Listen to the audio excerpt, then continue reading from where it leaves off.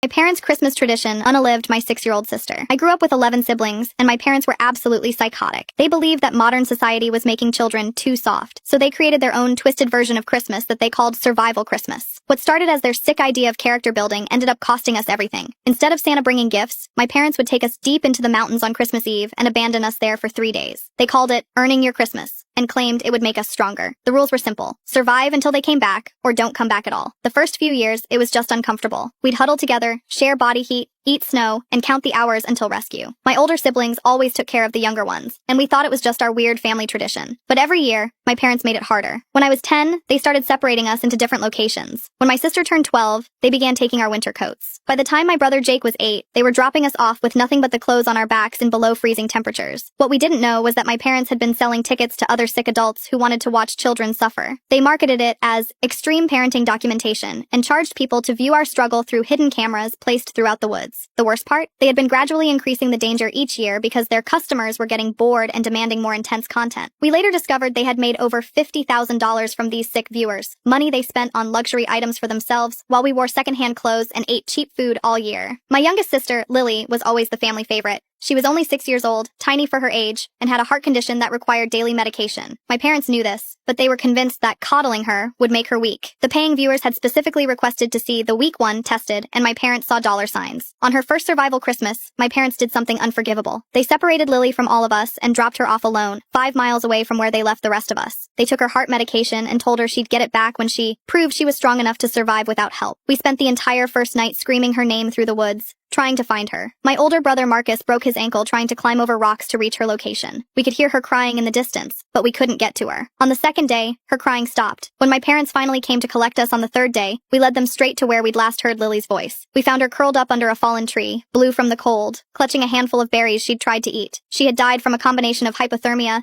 and cardiac arrest brought on by the stress and lack of medication. My parents tried to claim it was a tragic accident, but the hidden cameras told a different story. The footage showed them watching Lily struggle and choosing not to intervene, even when she collapsed on the second day. They were both sentenced to life in prison. The rest of us were placed in different homes, and most of my siblings still can't handle being in cold weather without having panic attacks. We miss you, Lily.